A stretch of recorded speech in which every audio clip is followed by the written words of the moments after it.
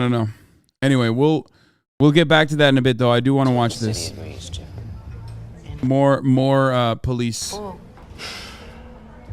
What happens if they don't do these things? I mean, what really happens? A federal judge monitors compliance. If they fail to make the promised goals or the reforms don't happen, he can hold the whole city in contempt. And then what? This video is sponsored by Adam and Eve, offering half off and free shipping. Fuck, is there more? For one item. Hang around to the end of this video to watch me have a little bit of fun. This is We Own This City, the 2022 show from journalist turned screenwriter David Simon and former detective Ed Burns. David Simon. This is my favorite. I've told you this already. If you want to fucking watch a show to understand police brutality and understand police corruption and why that is like considered to be the norm, okay? This is the best. Probably the best like anti-police agitprop you could watch. It's a real story. It happened in the real world. In progressive and liberal circles when it comes to the police. He covered the police for the Baltimore Sun for 12 years before taking those lessons he learned about policing and turning them into TV. First in Homicide: Life on the Street, then The Corner, and then this little show called The Wire. Maybe you've heard of it. When you walk through the garden. The Wire is largely considered one of the greatest TV shows ever made, chronicling the war on drugs in Baltimore in extremely nuanced detail, dissecting it from the perspectives of the police, the dealers, the local politicians, the education system, and even the media. The Wire's really good. You should check it out. I'm sure nobody's ever told you that before. Certainly not me. Not me in another video. That wasn't me, officer. That guy had hair. Simon's commentary on the war on drugs in The Wire isn't just revered by TV critics and nerds on Twitter. Then President Barack Obama invited Simon to the White House to tell him how smart and great he thought the show was. At the front end, I got to tell you, I'm a huge fan of The Wire. I think it's one of the greatest, not just television shows, but pieces of art in bro. A couple of decades.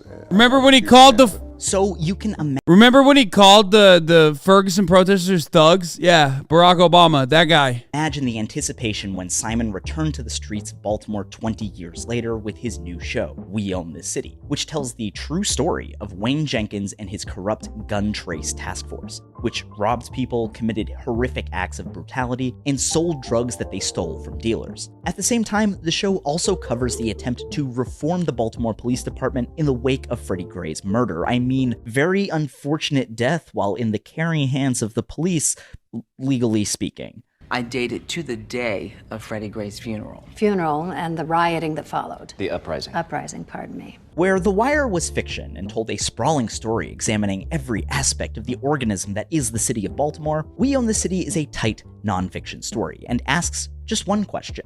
It's a simple question, but one without a simple answer. What does police reform look like? Welcome to Copaganda, a series of videos exploring the portrayal of the police on television and how that portrayal has shaped our understanding of who the police are and what they should be. We've covered how the LAPD helped start the cop show genre by providing creative input and censorship on Dragnet, before breaking down Blue Bloods, Brooklyn Nine-Nine twice, The Wire, The Shield, Marvel Superheroes, Lucifer, Spooky Cop Shows TM, Paw Patrol, and even Top Gun Maverick. And today, we're headed back to Baltimore. We Own the City depicts a lot of issues we've talked about in this video series already. It shows how insanely easy it is for plainclothes police units to become corrupted. It goes a long way in trying to dispel myths about the police, showing Wayne Jenkins and his cronies committing disgusting acts of violence in a way that assures the audience that these are not just one-off bad apples. But I've covered a lot of those ideas in other videos, namely my videos on The Shield, a show that is remarkably similar despite being based on historical events from the 1990s instead of the 2010s. Doesn't bother you the things he does? I don't judge other cops. Mackey's not a cop. He's Al Capone with a badge. These officers, I have no sympathy for them. They are like 1930s gangsters, as far as I'm concerned. Weird how Dude, it is so... Dude, I love every part of this fucking show, goddammit. Every part of it. I mean, it's not even a show. It happened in real life, but it's like... into police corruption. It's so real because it's real. Happening. I'm probably just imagining things. Chalk it up to deja vu. But I want to talk about We Own the City because it is the most complete picture of police reform I've ever seen attempted on TV. It doesn't just say, hey, let's try reform, and that's the end of the story. It actually shows the mechanics of what goes into that process, which is something that we frankly never see on screen. It's just not that sexy. But between my analysis and David Simon's writing and John Bernthal's weird little Amish beard thing he's got going on, we're gonna make it sexy, okay? I will make you care.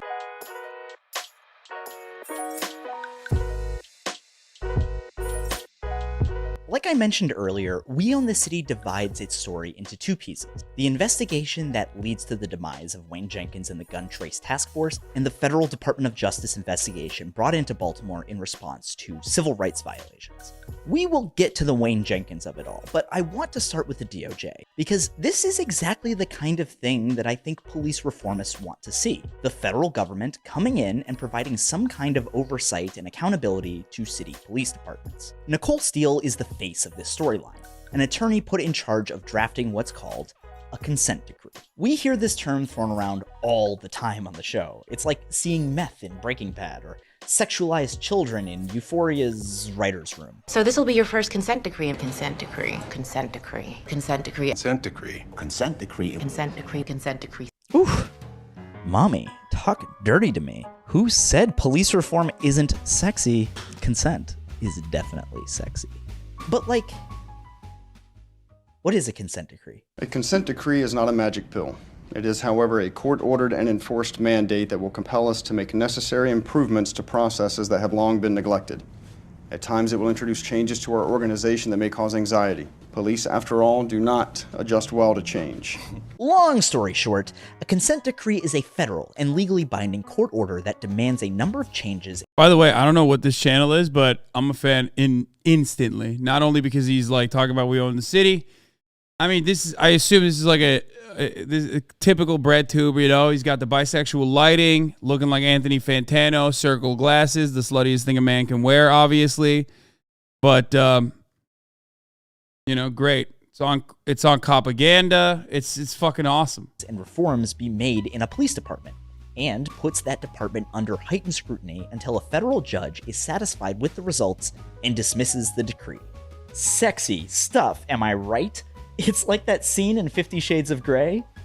You know the one with the contract negotiation. Turn to page 5, Appendix 3, soft limits. He's bald too, bald visibility. Well, the LGBT stands for bald, you know? I'm all ears. Strike it out. Consent decrees are actually the most powerful tool for police reform ever created in the United States, replacing an old system of commissions that would create committees to appoint a task force to investigate and present findings to a panel, and, you know, hopefully that whole process just took long enough that you forgot what you were mad about in the first place. Believe it or not, consent decrees actually came from the 1994 crime bill, which is a bit like finding a delicious crouton in your bowl of razor blade soup. So the Department of Justice was supposed to put teeth into consent decrees. They chose like a terrible name. Like, of all the things that don't make sense, like a consent decree, it just is like not sexy at all. Like, nobody knows or cares what that is. But in fact, it's the most important police reform tool that has ever been created. That's Tim Tolka, the author of Blue Mafia, Police Brutality and Consent Decrees in Ohio. As someone who has studied and written a bit about consent decrees, I asked him to help me understand how a consent decree comes to pass. It has to come out. So the press often causes this, and it's got to be like a cluster of like civil rights lawsuits, bad press, and viral videos. Yeah. That's what usually will cause an inquiry from the Department of Justice. Once Department of Justice investigators show up, they do an investigation, and then they do their report, and if they find probable cause that there's a pattern or practice of police misconduct, that's when they sue the department in the local district federal court, and they can come to either a consent decree or a memorandum of understanding. It kind of... That sounds even less sexy. Like, it depends on who's in office. Oh, very much.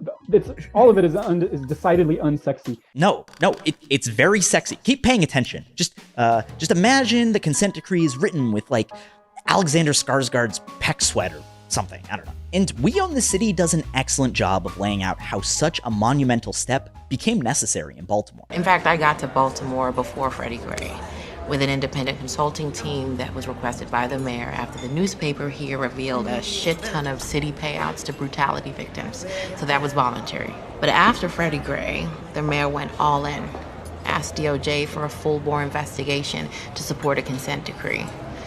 But the truth is, she didn't have to ask. After Freddie Gray, we were coming whether she asked or not. Consent decrees have been implemented in a number of cities across the United States, perhaps most notably in 2001 Los Angeles. This was in response to the Rampart scandal, where, and stop me if you've heard this one before, a plainclothes gang unit was revealed to be doing things like unprovoked shootings, beatings, planting false evidence, and stealing drugs to sell them on the street for themselves. And you know what that does? What? Wait. Hold the door. Oh, whoa. Stop the presses. Wait a minute. I mean, spoiler alert, dude. What the fuck? Spoiler alert, dog. You just said you're going to cover We Own the City. Why are you spoiling it? What the fuck? Now that I'm hearing it back, that does sound familiar. I actually covered this scandal in my video on The Shield because that show was based off of it. It's all part of the SICU, the Skip Intro Cinematic Universe. Anyways, this LA consent decree is considered one of the bigger successes in the history of the tool's implementation. When the decree was finally lifted, the executive director of the ACLU of Southern California stated that, quote, "This is no longer your father's Los Angeles Police Department. The LAPD has made serious culture changes." Hooray! Oh, wait, I'm seeing that the LAPD killed 3 men of color in the first 3 days of 2023. Keenan Anderson, Oscar Sanchez, and Takar Smith. The latter 2 were shot during mental health crises, and Anderson was killed by a police elbow to the neck during a traffic stop. Certainly sounds like your father's LAPD. Although, I guess your father's LAPD didn't kill Rodney King, so culture changes. You may be wondering when that consent decree was considered successful. Well, it wasn't lifted until 2013, after 12 years of scrutiny. Originally, it was supposed to be lifted in 2006, but the judge in charge, Gary Fease, extended it, scoffing at the idea that the LAPD wouldn't backslide, saying, quote, "You mean we've got such a history of compliance to reform by the department that we should trust that backsliding won't happen? That is contrary to the last 40 years of history of this department." The Honorable Gary Fease, everyone, just spitting out here. But this kind of start and stop is par for the course with consent decrees, and is the first of 4 big major challenges that cities who implement consent decrees face. They can take a really long time to produce even modest results. Seattle has been under a consent decree since 2012 that was set to expire. Last time LAPD had a real consent decree his name was Chris Dorner, okay? Don't talk to me about fucking cops and how they can't do cop work on other cops. In 2020, until the city saw the police department's response to the protests and decided, maybe we should do some more work on this. Albuquerque entered into a 4-year consent decree in 2014, and today has yet to reach full compliance. Portland has operated under one since 2014, New Orleans since 2012, and Oakland's consent decree just ended last year after 2 decades. Holy fuck, anaphase. 4 years in this broadcast. Insane. Absolute madness, dude. Imagine, I'd be embarrassed.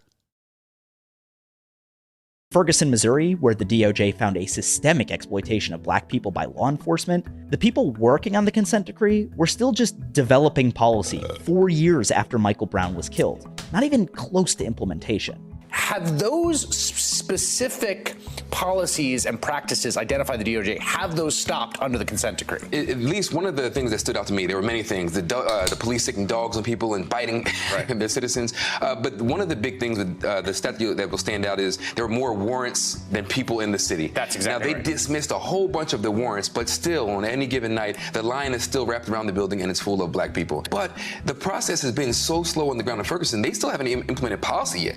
So there's still no Oh, policy wow. change. Nothing has changed. So they're just developing new policies They're under still the consent just decree. developing. And this leads directly to another challenge consent decree cities face: money. The reforms called for in consent decrees, like increased and improved training and equipment like body cameras, cost cities lots of money, on top of having to pay the federal monitors who watch them. Los Angeles was estimated to have paid $10 million annually during their consent decree, and the considerably smaller city of Albuquerque spent $8.5 million in 2019.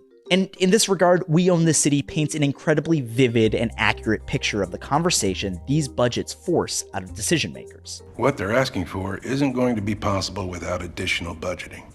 The cost of upgrading the video technology. God, another one of my favorite parts of this conversation is when they're just like, oh man, it's just too much money. It's gonna be too costly. Technology alone is, John's run the numbers. I was conservative, but looking at only what we've agreed to here. If you look at the overall fiscal budget, this can only come from schools, rec centers, and after-school programs. Those I'd be embarrassed about my so-called friends being exploited against their will and not addressing it, or at least showing support. You have to be literally the most insane person on the planet to assume that I'm like deliberately not talking about this off of the better interest and best wishes of the people and not because I'm trying to hide it. Especially considering that, like, I have already talked to Cutie personally. Like, your parasocial brain rot has probably reached a level that is now unmanageable. Are you fucking insane? You should be embarrassed that that was your takeaway. You think that I don't know these people and have known these people for many, many years? Most people don't even know what's happening, and don't worry, there's no reason for you to know. Let's continue. My babies, it can't come from my babies. That money has to come from somewhere. Maestro, thank you for the fucking surprise, 4 years. Those cuts are often expected to come out of social programs that could be reducing crime, like education, rec centers, and after-school programs. But, you know, never from things like police overtime. You cut overtime, patrol cars go empty. Then find somewhere else to cut. Your Honor, we're going to hit 340 murders again this year. Crime is up in every category, and I have officers who won't go out on the street to police because of the Freddie Gray case. That is the reality I'm dealing with here. It's hard to listen to the police commissioner plead poverty when we just paid out a $6.5 million settlement to the Gray family. No, man. You didn't just ask. Okay? You didn't just ask. You literally fucking implied. Okay? Next time, before you do that, perhaps just, I don't know, have like a sense of charitability. Maybe do a little bit more investigation. Look at Cutie's Twitter, for example. You know what I mean? There's no other line of work, I feel like, where motherfuckers just like accuse you of shit and then turn around and go, oh man, I was just asking a question. It's like, that's not. It's not a fucking question. I hope this is a teachable moment for all of you, though, not just that chatter. Okay? Stromdog, thank you for the 5 gifted subs. How many new body cameras would that money have paid for? I say if you can't get the job done 8 to 4, just stop. We Own This City is really good at giving this conversation multiple perspectives, giving shape to the kinds of conflicts that complicate decision making. From the civilian side, it feels a bit like paying for protection from the mob. You pay the police a ton of money, and then you pay them even more money when they mess up and do a bad job. From the perspective of the police commissioner, it's very hard to make the big sweeping changes that are being asked without financial support, especially when police officers themselves are so hostile to change. I mean, you got the bosses that are going along with this consent decree, soft-ass fucking baby boy bullshit. I mean, how am I supposed to police like this anyway? What happens after the consent decree gets signed is that generally half of the officers just quit. But Baltimore citizens were coming up against a really typical impediment. The police would be either brutal or just not work. Mm-hmm. And so crime was spiraling out of control, which upsets the citizens. But then you lose your reformist energy and the political will to change when the cops just kind of, because the only way we can enforce the law is with proactive policing, which means heavy-handed, typical, like the stuff that we saw in viral videos from like 1992 until today. And again, we see this depicted accurately all over We Own the City. The show opens with Nicole Steele observing a number of police officers giving up on an arrest when confronted with citizens who start recording them with their phones. They just quit the arrest. Cameras pointing at them in every direction, and they just cut and ran. Left that man on the pavement just like that. Well, that makes a statement. Sure does. Says that after Freddie Gray, if we have to police the right way, we're not going to police at all. Later in the series, she confronts the head of the Fraternal Order of Police, who claims... That's part of the reason why I love this fucking show, man. I highly recommend it, Steal it. Don't steal it. Murat, come on, brother. You're hella loud, dog.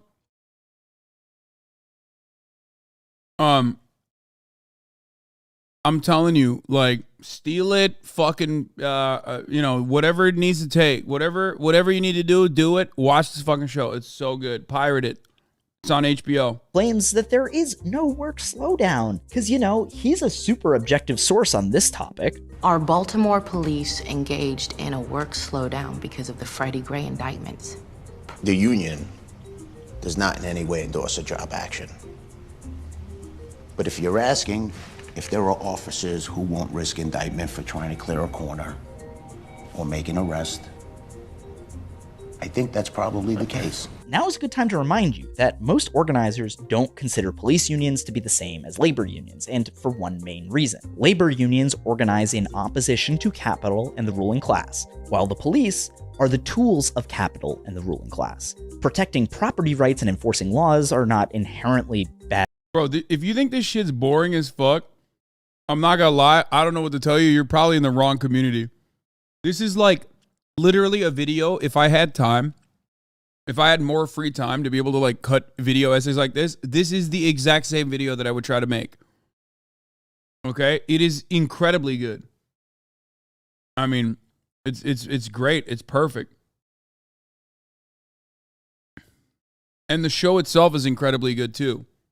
Bad things, depending on who you ask, but property is disproportionately held by those with wealth, and those same people are the ones who wield the political power to write laws. The police are the fist of the state, as opposed to the working class. And that's me just throwing that in there for the 3 people who keep commenting on all my propaganda videos about that. I've served you. And the 4th challenge that consent decree cities face is also pointed out in We Own This City. Administration change. I saw enough there that I asked if there were openings in the civil rights office, and so here I am. You better hope that Hillary wins. What do you mean?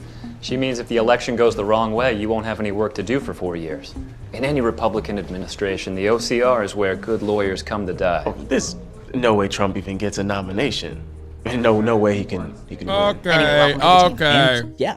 When the Trump administration was sworn into office, Attorney General Jeff Sessions expanded private prisons, and one of his final acts in office was to make it harder for the Justice Department to issue and enforce consent decrees. Sessions expanded the use of private prisons.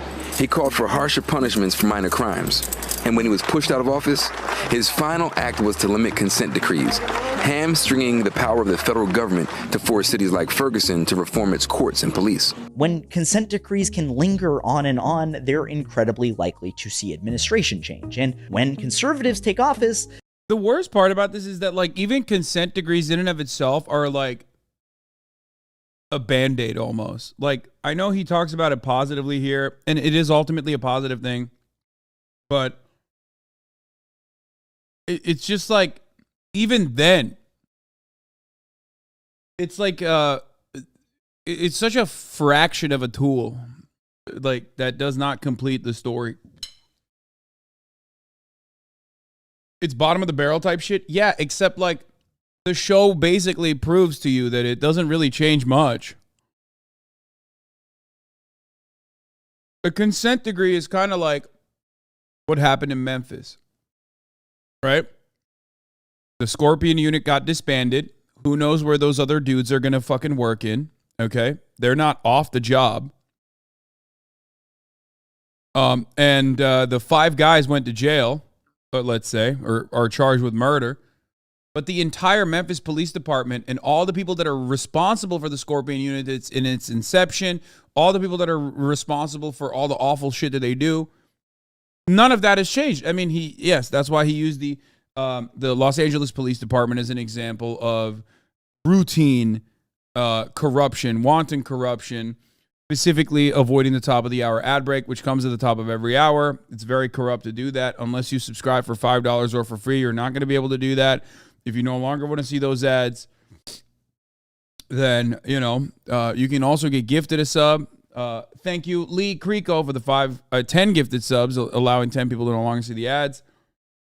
Kind of like a consent decree for the top of the hour here, which is coming now. You're getting better at the cold transition. Thank you. I agree. I think so too.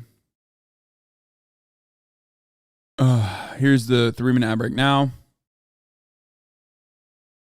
They tend to roll back a lot of police reform efforts in the name of law and order. If it's a Republican administration, there's not going to be any consent decrees. Okay. And if there are consent decrees, they'll try to shut it down. But they'll do memorandums of understanding where the police union basically gets together with the police unions.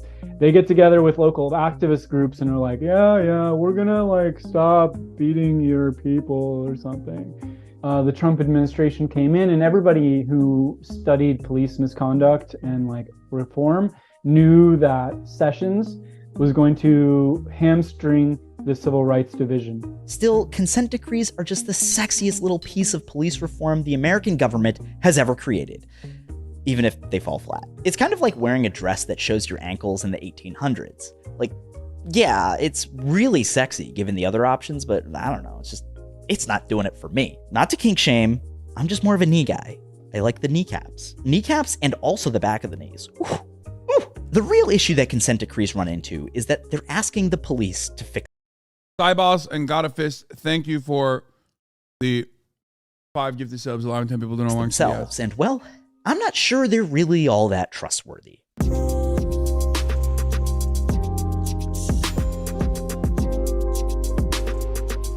Now, when you need to get 12 people together to make a jury, 12 people to believe that you aren't lying on the witness stand about who shot Tater or who robbed the Rite Aid, they look at you and remember when some other cop lied on them or their son or brother. The lawyers will tell you we lost the city juries doing this stuff. They think police just lie. Because now you do. Now we do. One of the main missions of We Own the City is to point out how damaging it is for the criminal justice system to function without public trust in the police. When the police abuse their power and avoid accountability by lying, it's pretty hard to trust them or to get a jury that isn't instinctively resistant. From that experience, you feel you could not credit the testimony of the police officers in this case? From that experience, I wouldn't believe a Baltimore officer who testified that his mother loved him. Because of that experience, you are sure you could not be an impartial judge of the evidence in this case? Is the evidence coming from Baltimore police? Because if that's the case, I know he ain't gonna have no problem lying. Are there any other jurors who have had prior experiences that would cause them to disregard the testimony of police officers? To its credit, We Own the... By the way, this was a real issue in Baltimore. It's not even a joke. The City is probably the only show I've ever seen that spotlights police officers committing perjury to cover up their misconduct, and that the court system is aware of that fact and simply has to work around it. You should get a copy of the list. The list? Yes, there is a list of about 24 Baltimore police officers who can no longer testify in court because they have been exposed for on-the-stand perjury. That many? And more being added all the time. And Herschel's on this list. Not yet, but he should be. But I also think that We Own the City makes this seem a little more anomalous than it really is. As it turns out, police officers lie all the time in sworn testimony. In fact, it's so rampant that there's a term for it, test-lying.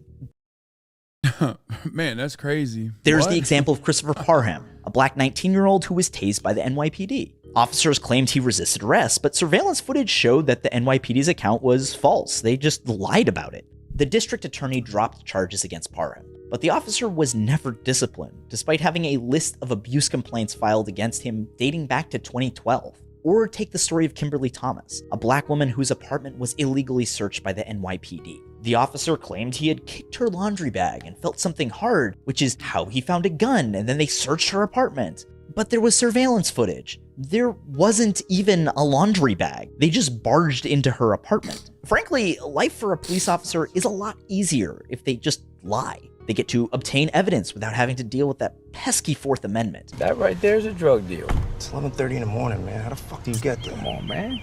Fucking make a car, a backpack he's wearing. Baltimore, it's all the PC we need. They can justify disproportionate use of force. Oh, you see that? He put his hands on me. He touched me. Turn around. I said turn the fuck around. Arrests that lead to convictions, wrongful or not, lead to promotions. And in a lot of circumstances, it doesn't even... Bu yalan ne lan? Amcı kazlı. Ananın namı var yüzümde. Mıyala ne? Söyle lan! Köpek! Ananın amını yaladıktan sonra orospu çocuğu. Even matter if these arrests hold up in court. Officers can pump up arrest stats while overflowing the court docket and reap the rewards. There's only two ways to add to your city scale salary, my son. First is overtime. My mouth is so fucked. My eyes on fire. Overtime for chasing 911 calls or making street arrests from patrol. Second is court pay. You make enough arrests, you not only get credit for the stats, you can overfill the day's docket and get paid twice. We Own the City shows how exactly this kind of thing got Wayne Jenkins promoted to the head of the gun trace task force. He put up good arrest numbers by breaking the rules through harassment, illegal searches and seizures, and planting evidence. And regardless of whether the charges stuck or not, he put guns on the table. He put up good stats for his bosses. Now, we are the gun trace task force. We get guns off the streets. What we do. Now, with a little more personnel, a lot more overtime, there's no telling the effect that we could have reducing the surge of violence in this city. And the lying, well, that was taught to him by his superiors in order to keep him on the streets producing those same stats. You're an earner and you work your ass off. We are always going to protect you. But seriously, you could have been nailed.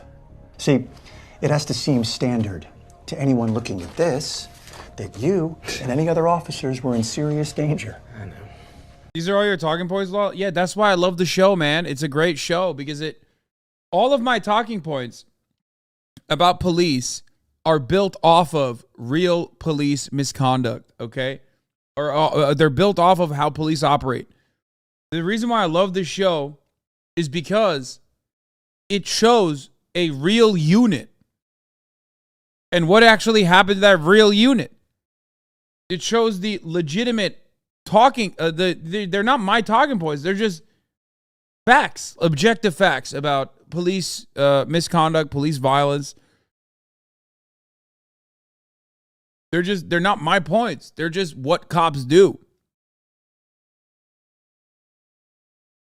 That's why I love the show, though, because it so perfectly demonstrates everything I've been saying for years and years and years.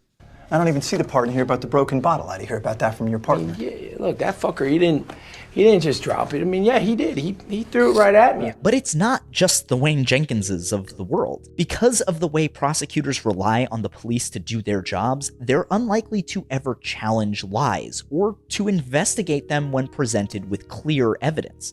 Instead, they create lists like the one mentioned in We Own the City, shadow banning those officers, but still keeping them on the street doing whatever the fuck they want. We go get those guns, you understand? Because as long as we do that, as long as we produce, as long as we put those numbers up, they don't fucking give a shit about what we do. We literally can do whatever the fuck we want, you understand me? We own this city. As Mark Joseph Stern lays it out for Slate, quote, "As long as officers' lies cannot be proved false, prosecutors have little reason to question their account of events. As a New York assistant district attorney told the Mullen Commission, taking money is considered dirty, but perjury for the sake of an arrest is accepted. It's become more casual." This rampant lying isn't a bug in the criminal justice system. It's actually essential to its function in the United States. Kid, there's no dictatorship in America more solid than a beat cop on his post. As Bennett Capers, a former federal prosecutor and Fordham law professor who studies police lies, told Stern, quote, "In all honesty, I think my initial reaction would be that the system cannot exist without it. it would grind to a halt. Run-of-the-mill policing would have to change. We are doing about 13 million misdemeanor arrests a year. With a lot of those small crimes, there's fudging. Nobody's paying attention. An investigation by the New York Times found 25 occasions between January 2015 and March 2018 where, quote, judges or prosecutors determined that a key aspect of a New York City police officer's testimony was probably untrue. The Times identified these cases, many of which are sealed, through interviews with lawyers, police officers, and current and former judges. Sealed, not prosecuted. Isn't perjury supposed to be illegal? What's up with that? Like, it's only crime. Cops are, of course, above the law. They're above the law. They can perjure themselves. They're above the law. They can kill people and get away with it. They're just above the law. If someone else does it. If the police do it, it's just, you know, they're the good guys. Wayne Jenkins got so much crime off the street, unless you count all the crimes that he did. And these are just confirmed ones on cases that went to trial, to say nothing of the roughly 95% of criminal cases that are resolved through plea deals and never go to trial. Besides, it's not like the police just all of a sudden figured out that lying can work out for them. They didn't just stumble upon this life hack. That term, test. Hey, remember when a warehouse containing police evidence burned down in New York? Not mentioning this for any reason. Yeah, that was so crazy. Remember when that happened and it didn't really make the news? Like, we covered it a little bit, but like, that was wild that like that actually didn't make the news. Strange. Oh well. It's lying? Yeah. The police are the ones who named it that, way back in 1994, as revealed by a mayoral commission investigating police corruption. Quote, perjury is perhaps the most widespread form of police... Bro, how are these people alive, dude? But it's the same argument where a woman make false accusation, then ruin a man's life, then get off scot-free when it is false. First of all, defamation is still defamation. If you want to fucking pursue it, you technically could. I myself have been defamed, you know what I mean? Very openly by people who then turn around and admit that they were defaming me, okay?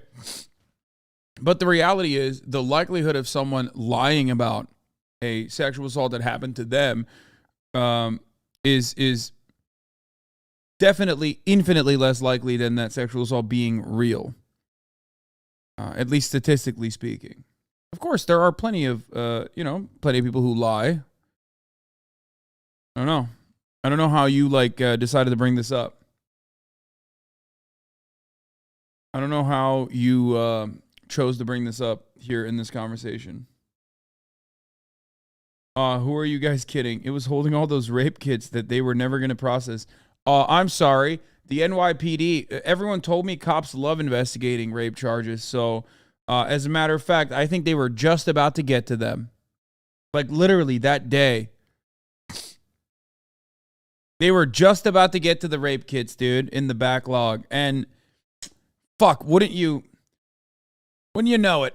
They just, the warehouse just blew up. Wrongdoing facing today's criminal justice system. So when we talk about the changes being proposed in consent decrees, like changing the rules of use of force or protocols around engaging with suspects, it kind of just doesn't matter. The police can just lie and say they did everything by the book and face zero pushback whatsoever. A consent decree isn't even really meant to change how the police function, just improve their PR. What the goal of the consent decree is to minimize the visibility and the occurrence, but really the visibility of the problem. Because you kind of, if you have effective internal investigations and you keep your records and you don't give the officers the idea that that's okay to commit brutality, then it shouldn't be such a big problem because you're punishing the officers who commit it, and maybe they keep their jobs and get back pay for the time that they've been suspended, but it's just unpleasant. This is the reality of police reform, and I think that in some ways, We Own This City really captures the despair people feel when faced with these hard truths about the police. We built this machine where half the damn country, the part with money and power, chew up the other half that didn't have anything to begin with. Next. Vincent. Watch it work. Sean. If this is what we want, Resisting arrest. then the Freddie Grays, the Eric Garners, the Michael Browns are what we get. Not guilty. And every page of whatever court order we write, it won't fix it. So, like, what are we supposed to do?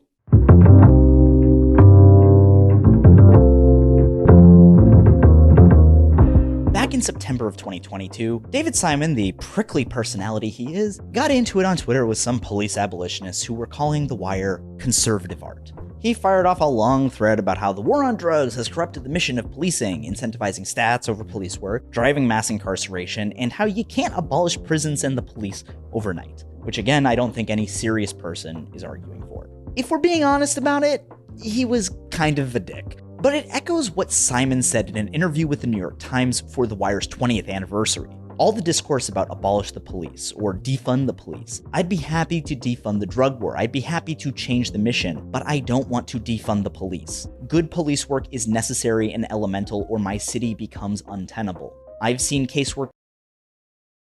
Okay. We don't separate the art from the artist. Separate the art from the artist. Also, I just want to point out, David Simon does have cop skull. Okay?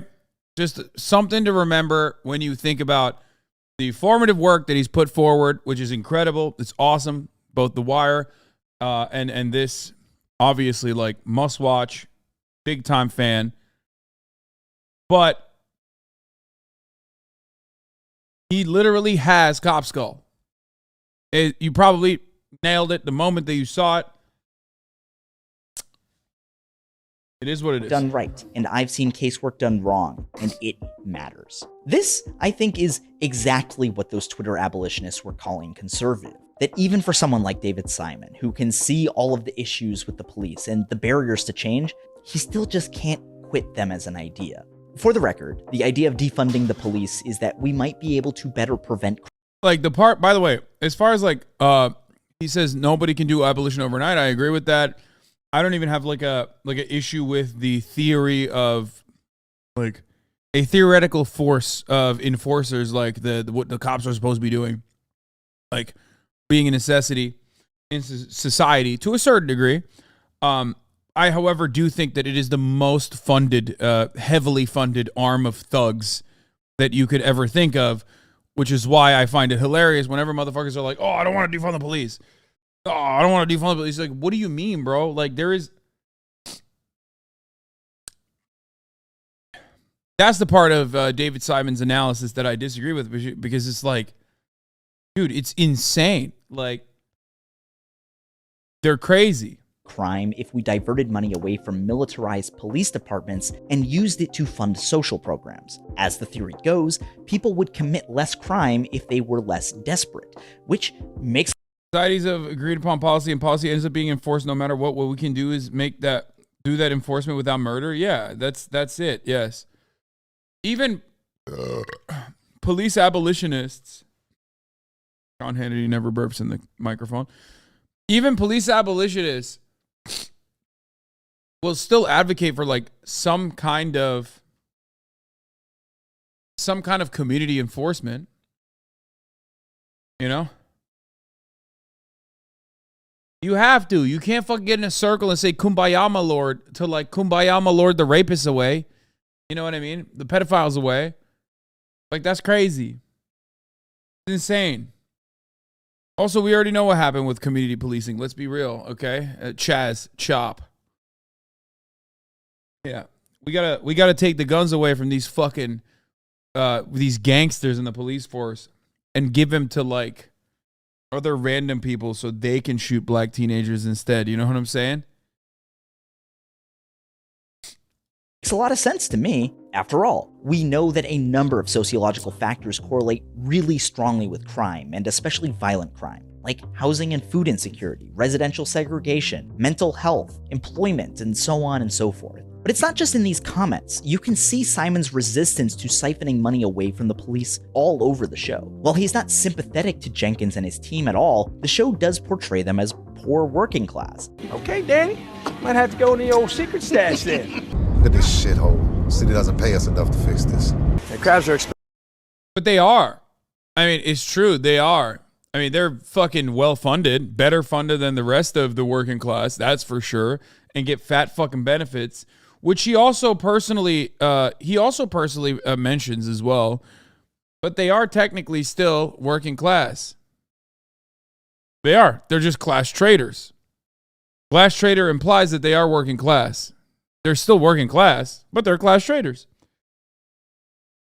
They just happen to work for the wrong class and get rewarded handsomely for it and can have like all matter of brutality justified. Expensive as fuck this year, man. That's all I could afford. Looking to add to their meager paychecks with overtime and crime. So my base last year was 85 and my overtime was 83. Yeah, you heard that right. I don't know if y'all are fucking math wizards, but I'll tell you right now, that's 1 in 70,000. That ain't fucking bad for a sergeant doing day work, right? No. That's exactly what the fuck we gonna do. We gonna keep up that good work. So starting tomorrow, we gonna work 8 to 4, but we ain't coming in till 2. Ooh. Hey. Yeah. Shit. Yeah. I like that. Yeah. But when we do come in, we come correct. We go proactive as a motherfucker. You understand me? We come to fucking hunt. There's that conversation about how the consent decree will cost a lot of money, framed as if the mayor's babies aren't also... It's so funny though, because it's like, again, like overtime is how they make so much fucking money, and it's always a point of contention with city budgets. Like when cops talk about like, oh man, we're being defunded, brother, they're talking about, oftentimes they're talking about overtime. That's literally what they're talking about, because that's where they make the fattest fucking chunk, dude.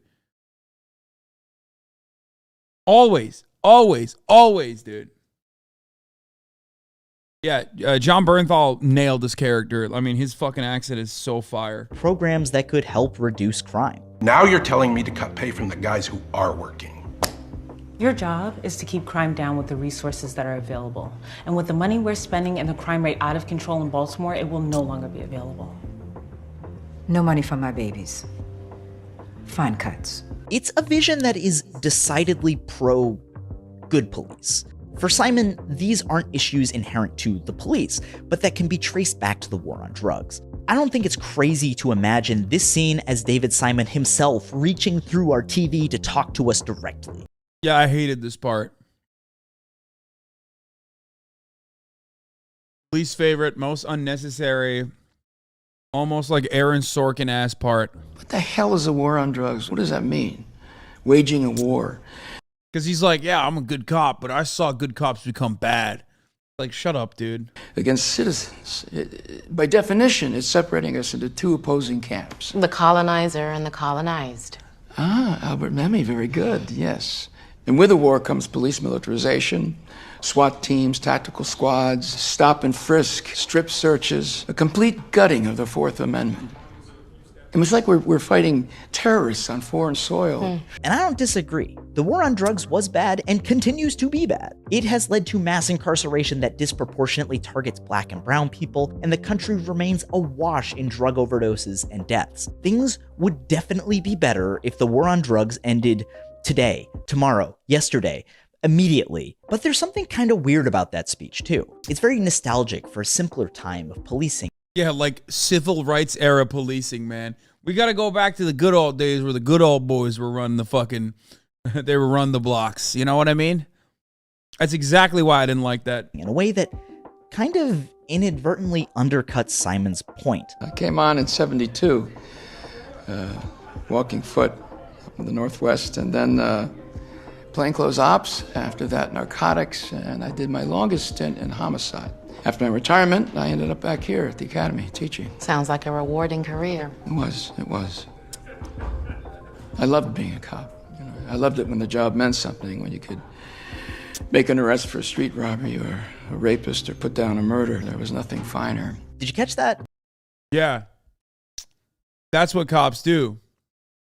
Except, again, David Simon should know better. That's not what cops fucking do. That's theoretically what they're supposed to be doing.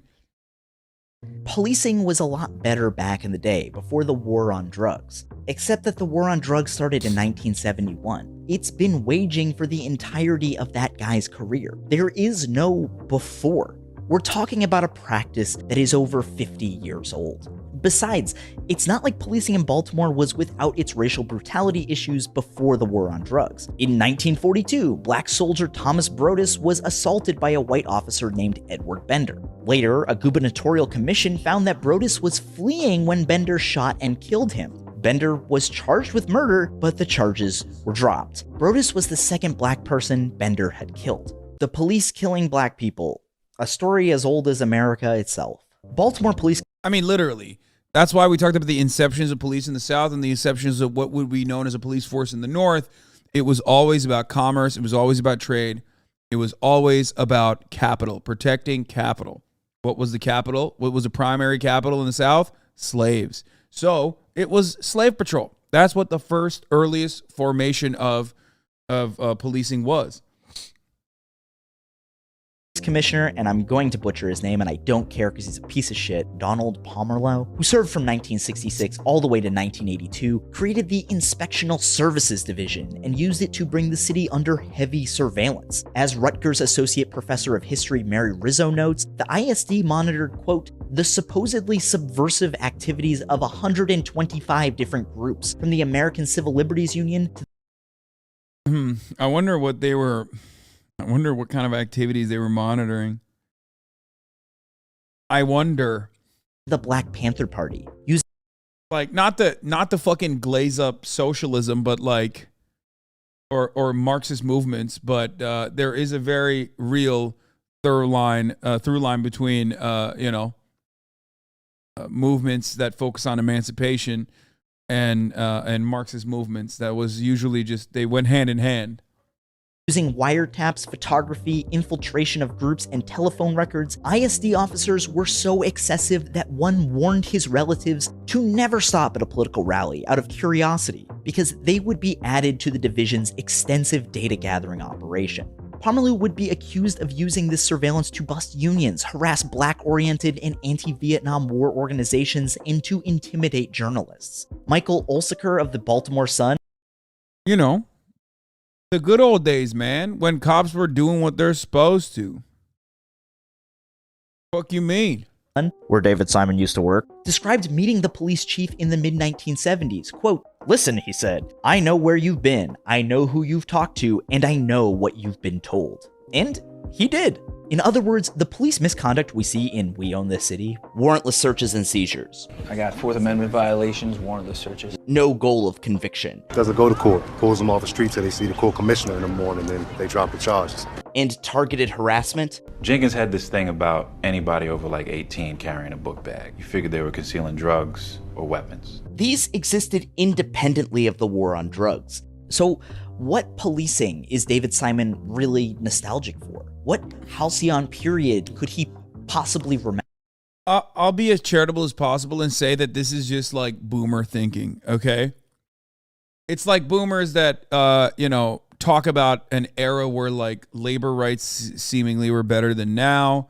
Obviously, there were so many other components and things that were really awful. Why be charitable? I don't know. Maybe because I love the fucking work that he made and constantly say that it holds up to the test of time and that it's definitely, you should watch his,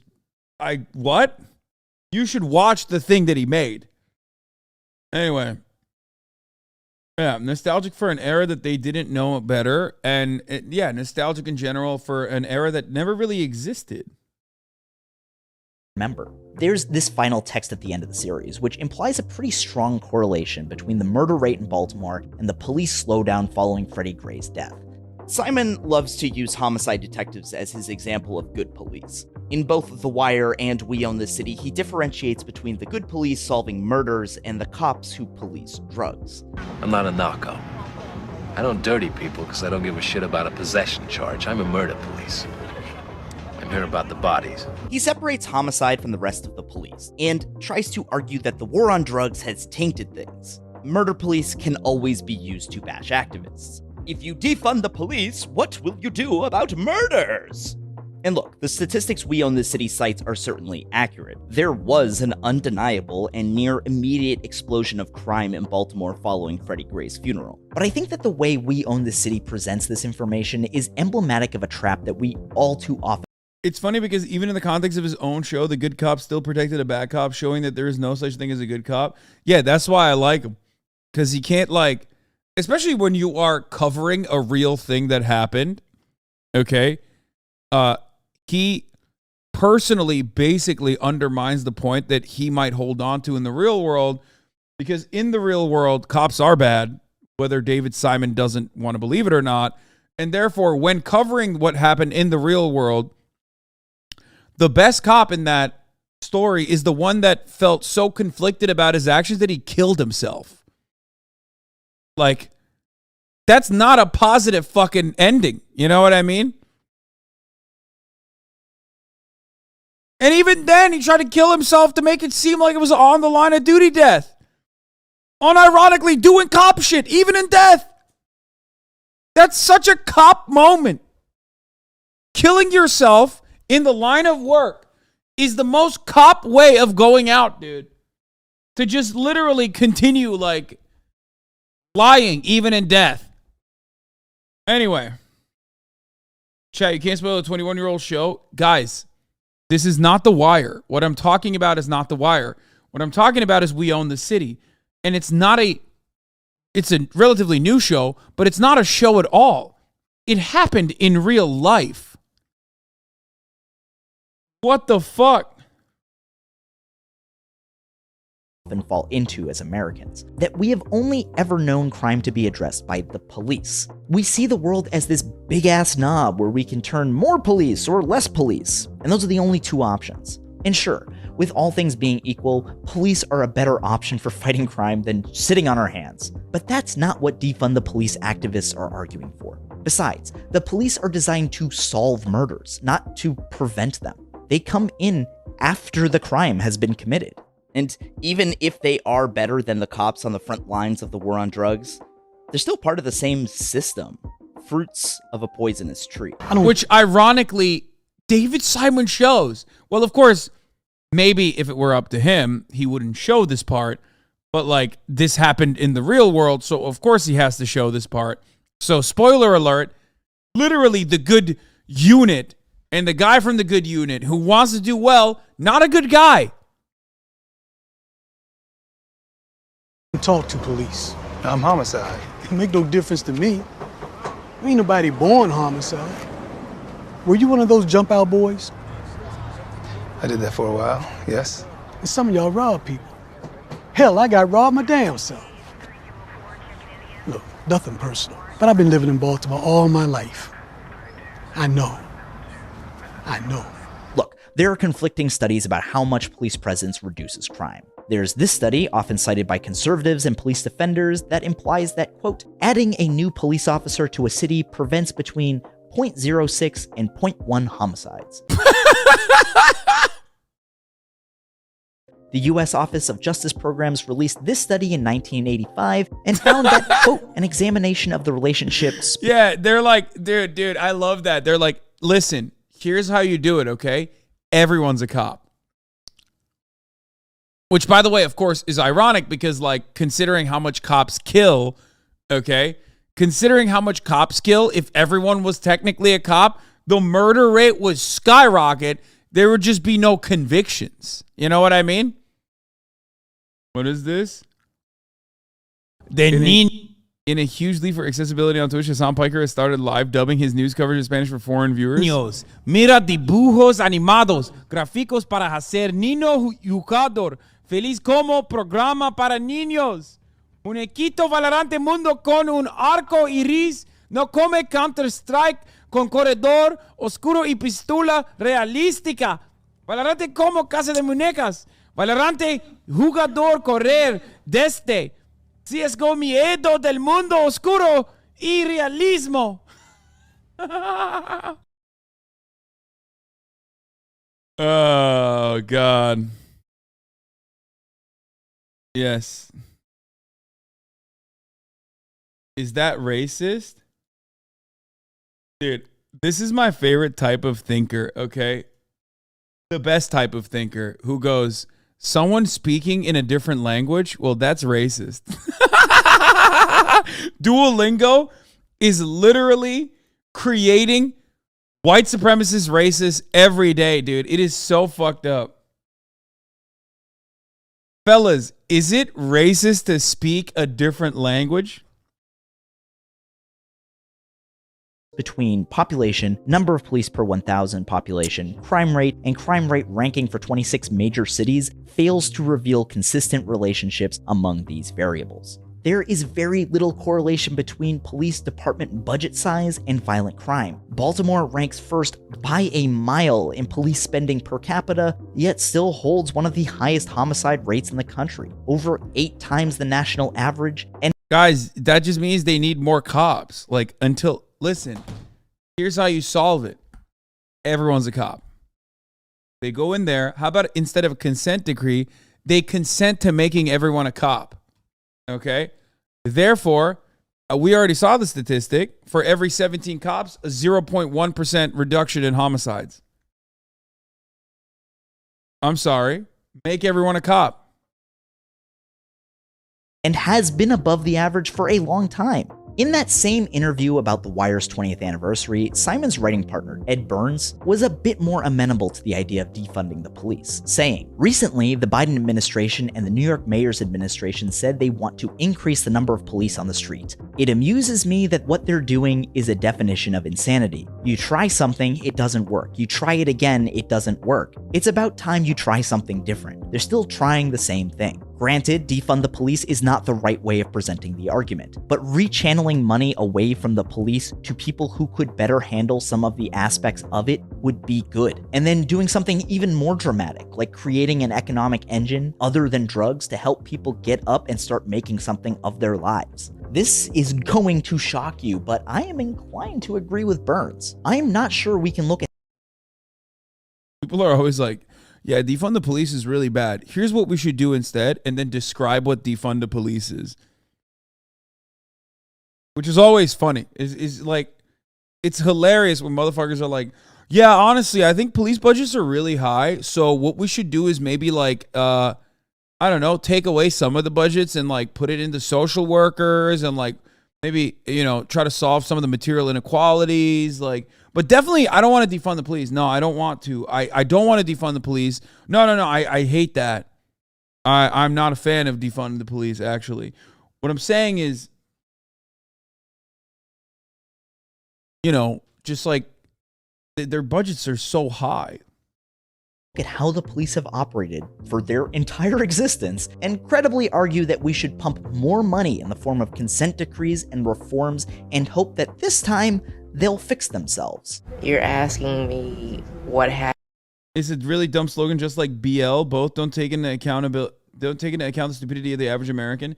Brother, the average American also believes being pro-life is being anti-abortion.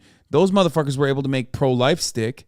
Okay? It's about how much emphasis you can put on what this slogan is and make people understand what the slogan is. Okay?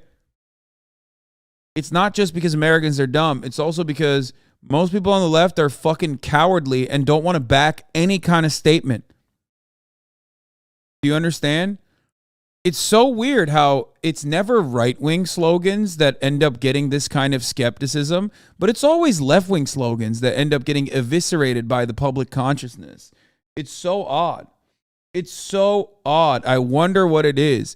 I can give you a million examples of this. People hate Obamacare, right? People hate Obamacare, but love that up until the age of 26, you can stay under your parents' health insurance. People hate Obamacare, but love the fact that insurance companies can no longer deny you coverage on any kind of disability or any kind of conditions that you had prior to getting that insurance.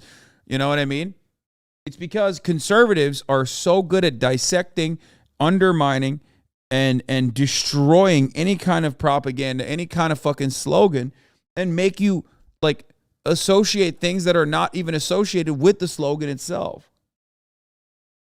Yeah. People hate Obamacare. People love the Affordable Care Act. Yeah, and also that was the point that I was trying to make. Americans are dumb by and large, but the people that are maliciously misconstruing the slogans are not dumb.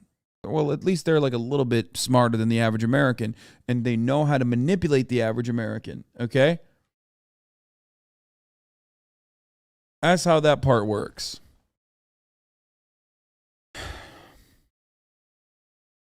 Happens if the police don't want to change.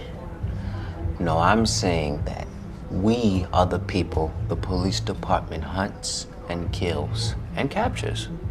And you are bringing me a piece of paper that says there's going to be new rules on how they can hunt us? While We Own This City is certainly critical of Baltimore police officers, it's not critical of the police as a concept, as an institution. And by not challenging that framing, it ends up just reinforcing the status quo. I think regardless of that, though, I still think it's a fucking great piece of anti-police agitprop. Because as much as David Simon tries desperately to take a real life instance of police corruption and turn it into like, yeah, you know, but there are such things as like good, wholesome cops out there. You will not leave that piece of work with that mentality. You watch that and you go, ah, what the fuck? You make normies watch that, they're going to leave with, oh my God, are cops this fucking violent and awful? I had no idea. So that's why I'm charitable to whatever the fuck Mr. Hogg says, because ultimately he did a really good job of showing the best piece of anti-police agitprop out there. Because again, this is not an original work by David Simon. He didn't make up the story. He just dramatized real things that happen in the real world. And when you do that, it becomes almost impossible to fit your ideological worldview into that story itself, unless you just straight up lie. And David Simon is like anti-cop enough that, you know, he's not going to just like straight up make these cops seem good. You know what I mean? Jenkins is a total piece of who should be so lucky as to... But the show tells us his inner life. We see the pressures on the department. We see the problems they're facing, the success Wayne is having. Make sure we run the item on Jenkins and the gun trace task force. Make sure that's in the newsletter too. If I'm gonna sell the consent decree and change on the one hand, I've got to acknowledge the people who are putting guns and drugs on the table now. The message is clear. This is a hard job. We need better people and more money. The more we focus on the police, the more our stories center them and their perspectives, the more we are going to sympathize with them, to see the world they do, where they are the only way to fight or reduce crime, even in cases where those stories aren't necessarily sympathetic to them. Don't go making the police sound too relatable, hating paperwork, because, like, I hate paperwork. The funny thing is, like, after doing that book, I could really relate to police. It was bizarre. And that's what happens. Like, once you really get familiar with what it's like to be a police officer, even black people that go into office as like a prosecutor or a like public defender or a judge I've heard this term, the undercover brother, that they're going to like be hard on the cops. They always end up sympathizing with the cops. Mm-hmm. And that's kind of a phenomenon. And I think it's because like it's a complicated issue. You know, it's not just like, oh, the police are terrible and racist and like incompetent, you know, like all those things are true, but they're also like the main thing we have. We Own This City still locks us into that police knob, asking us more police who suck or rampant rioting. That's just a false dichotomy, and one we should be cognizant of in even the most progressive of cop shows. In 2015, in the wake of Freddie Gray's death, writer Dave Zirin realized that there was something missing from The Wire, actually. Black activists and community leaders trying to lift up their community. Quote, why were those fighting for a better Baltimore invisible to David Simon? I don't mean those fighting on behalf of Baltimore, the often white teachers, the social workers, and the good-natured cops who were at the heart of The Wire, but those fighting for their own liberation. Why was The Wire big on failed saviors and short on those trying to save themselves? And if these forces were invisible to David Simon, that is, unfortunately, I think due to like the civil rights era and the pushback and all of the fucking Red Scare propaganda, almost always invisible. The most visible activist that you see, the most visible black activist that you see in even modern day are often activists that have been literally pushed out of the same, street level activism that was happening and the organizing that was happening, and have commoditized their activism. Other than like lawyers and shit, I'm talking like straight up. And also because, David Simon is a white guy, at the end of the day. He's a white guy. He's a bit of a liberal. That is always going to be, that's always going to be hard to comprehend. Simon, shouldn't we dial down the praise of the show as this great American novel of television and instead see it for what it is? Just a cop show. In the end, We Own the City argues the same way the police do. As Dr. Tamara Nopper told the New York Times, quote, "If crime is low, the police are doing their jobs. If crime is high, we need to give more money to the police. The police always win." This game is rigged, man. We like them little bitches on the chessboard. Pawns. But what about good police work, you might be asking yourself? Somehow, after all of this. Police reformists like David Simon will often point to things like Operation Ceasefire in Boston, which was a 1996 program that was very successful in reducing violent crime, leading to a 63% monthly drop in youth homicides in the city. How did they do that? As Rod Brunson describes it in the Washington Post, quote, "It devoted increased law enforcement attention and a wide range of social services to a number of high-risk offenders who were deemed responsible for a disproportionate amount of violent crime. Focused deterrence models enjoy an advantage over more divisive crime reduction strategies, stop and frisk or broken windows, because rather than casting a wide net of criminal suspicion over entire black neighborhoods, they rely on data to identify high-risk individuals and groups for intervention and customized social." Yeah, this part is the most important part of it, which is that it still comes from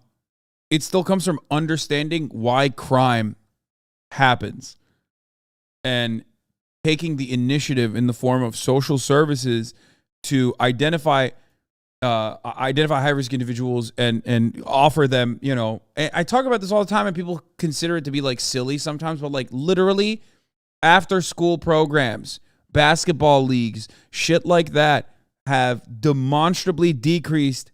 No, it's not Minority Report. I was gonna say like it's the after school programs that actually help in that regard. Services. But the dirty secret about Operation Ceasefire is that you don't need the police to do all of it. Customized social services and intervention, that's kind of what defund the police.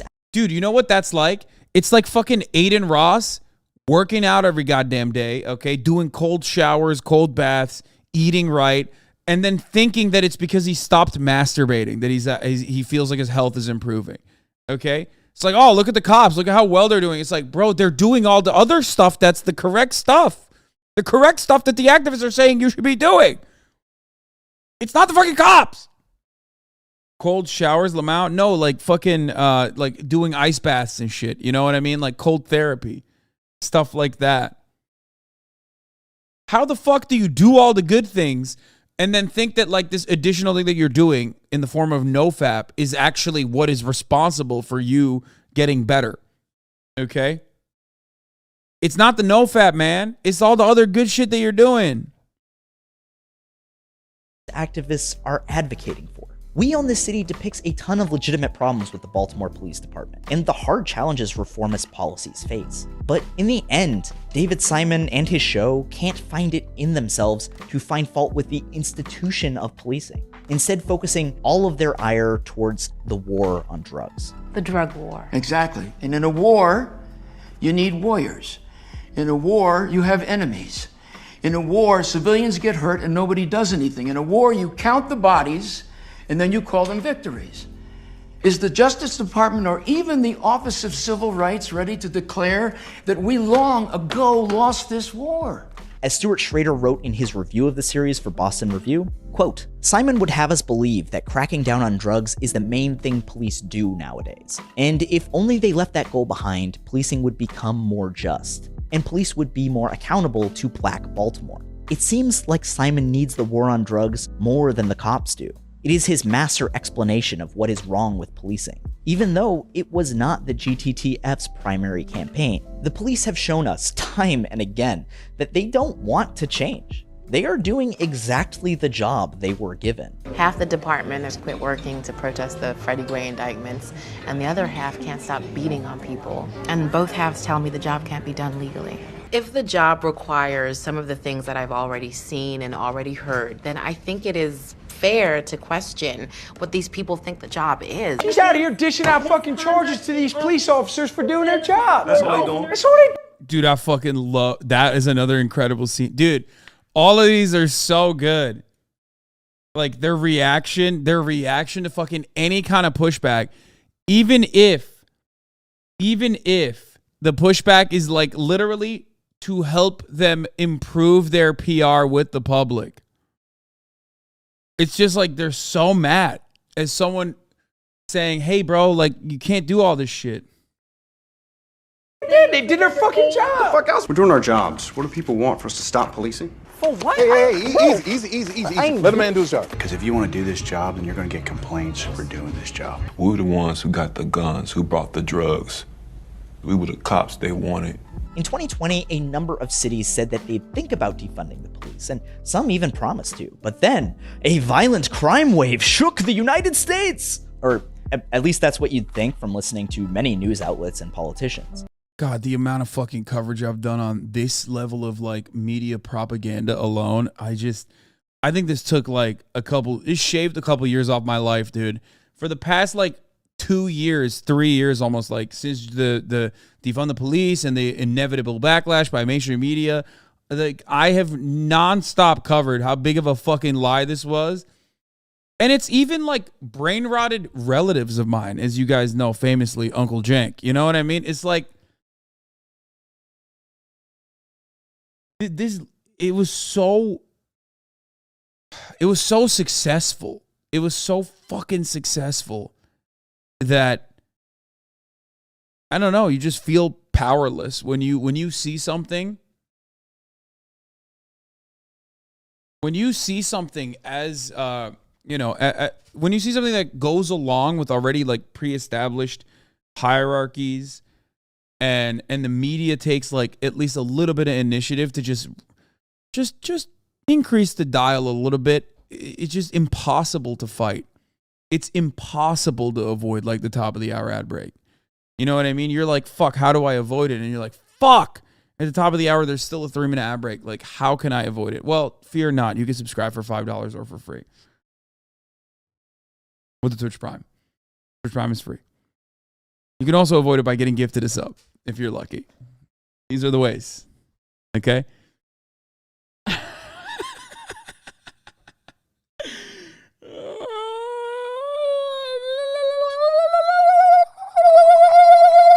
Yeah, no, this was such a funny moment for me when the Walgreens executive just came out and admitted that they lied about retail theft. Bryce Spicy, they give the 5, get the subs. Of course, the saddest part about this is that like no one that fucking sees this,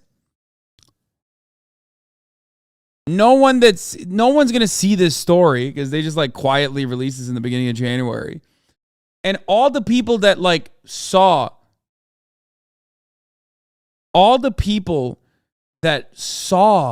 LSF post about me being pro-crime or whatever and wrote me off as like a piece of shit monster and a liar for the pro-crime lobby, they're not going to have their minds changed. Those guys fucking hate me now. You know, what am I going to do? How will I ever be able to like, how am I going to be able to reach those guys now? I can't. Because they already made up their minds. Yeah, by the way, 920 out of 10. Let's go. Let's fucking go. My segues have gotten better. Here's the 3-minute.